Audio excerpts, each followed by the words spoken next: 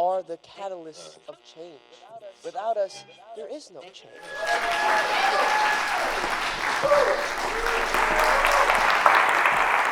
I want to tell you a story about a friend of mine. Her name is Chelsea Rucker. She grew up in Nashville, Tennessee. Not the part of Nashville where all the country singers hang out.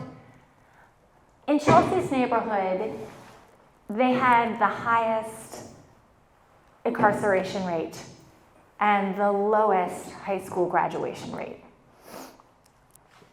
Chelsea had a tough upbringing, and at one point a few years ago found herself a single mother of 2 kids and homeless. As she was moving into the shelter, she told her girls they were going on a camping trip. She needed a job, but she had no experience, no network, and no college degree. But Chelsea is a resourceful and determined woman, so she landed a minimum wage job at Goodwill, working the front desk.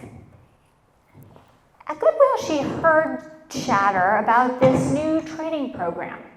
It helped people get the skills they needed to get jobs in technology. And you didn't have to have any prior experience, and you didn't have to have a college degree. So Chelsea signed up.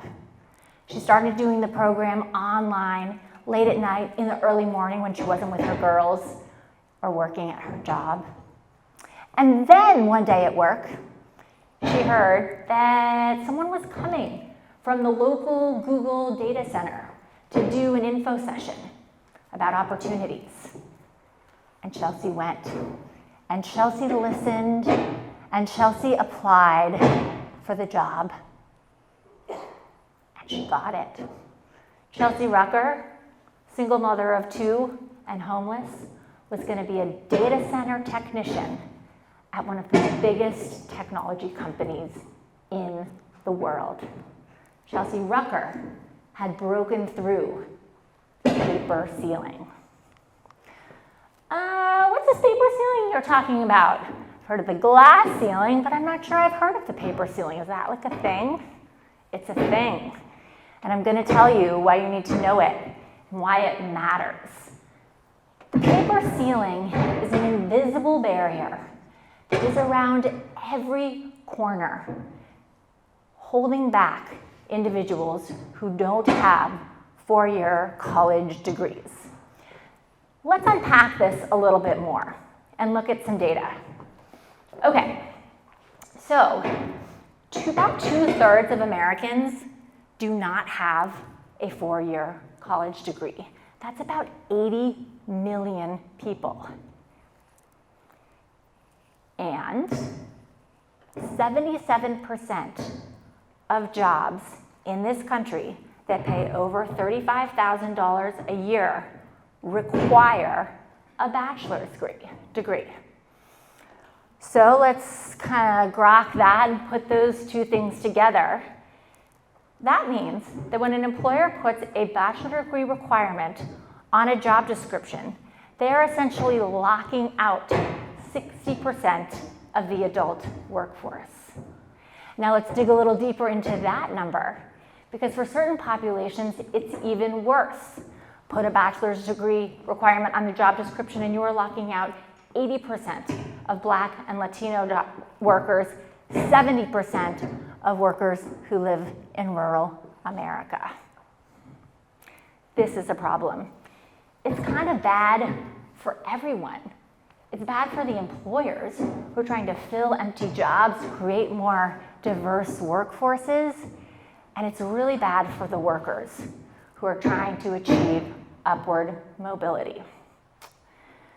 So my colleagues and I were thinking about this problem, all of these people being excluded. And for why? A piece of paper?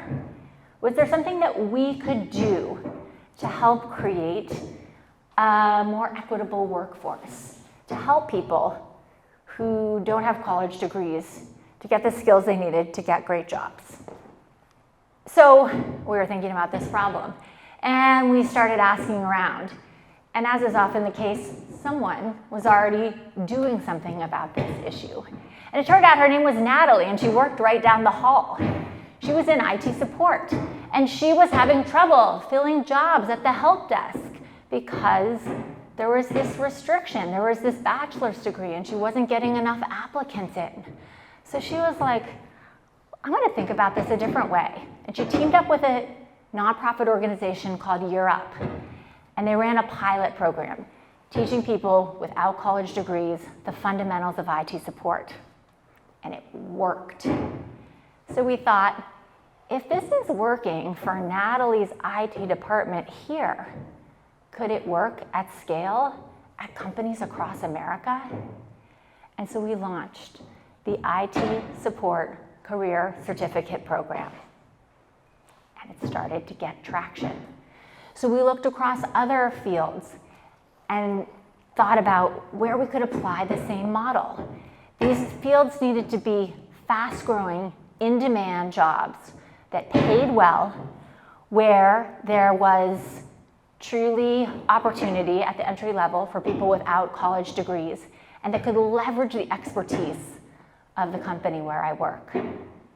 So we started building certificates in user experience design, in project management, in data analytics, in e-commerce and digital marketing.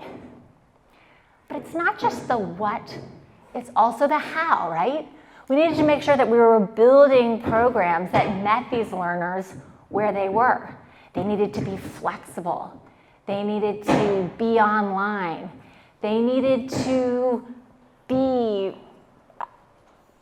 fast. People needed to get through these in 6 months and less, and they needed to be true to this promise of no experience required. But, training is just training, even best-in-class training. And the goal is not training. The goal is transformation. The goal is tearing through that paper ceiling. So we needed to do more. We needed to activate the ecosystem. We wanted to get people into jobs. Who's got the jobs? The employers, the companies. So we built a hiring consortium, 200 companies and counting. And we work with these employers in two important ways. One, they help us build the training program. We build from the job back, so that we're actually giving skills to people that the employers are looking for. And secondly, we create pathways, make it really easy for the people who take the program to find the jobs at these companies. And there are 1.2 million open jobs across those 5 fields that I mentioned in the United States today. The employers, that's one piece of the ecosystem.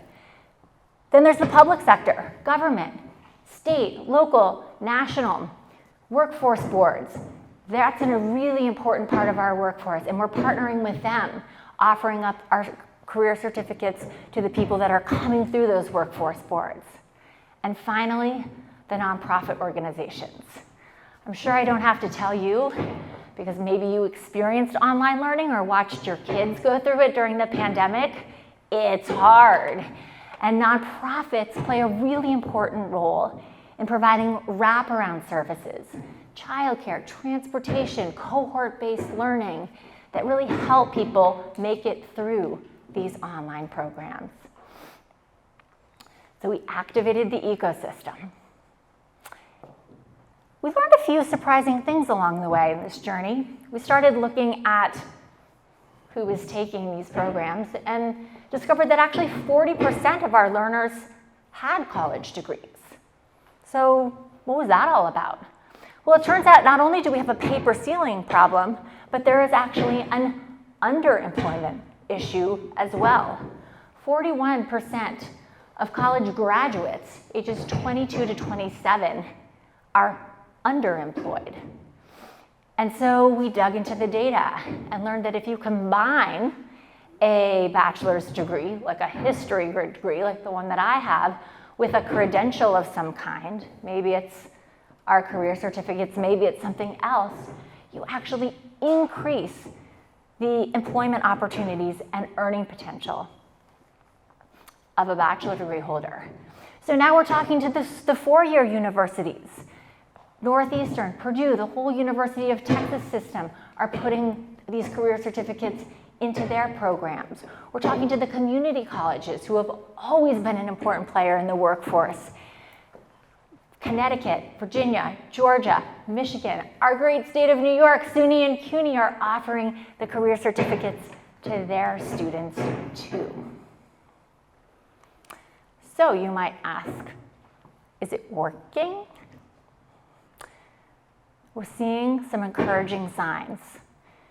200,000 people have graduated from the program worldwide. We've rolled it out in Spanish, Portuguese, Korean, Japanese, Bahasa, and most recently, Ukrainian. That 200,000 is a big number, but the number that matters to me, the number that says we're transforming lives, is this one. 75% of these graduates say that they are experiencing a positive job impact. That means they're getting a raise, a promotion, or getting a new job. Another picture of my friend Chelsea, because you might be wondering, how's she doing? What's going on with Chelsea since she took that big job at the data center? Well, I have good news. She's doing great. She's been promoted, and in her spare time, she started a nonprofit organization. And she's bringing back the tools that help her tear through the paper ceiling to her community in Nashville with a specific focus on the formerly incarcerated. And now when we talk, she shares with me amazing stories of individuals who are tearing through the paper ceiling. Thank you.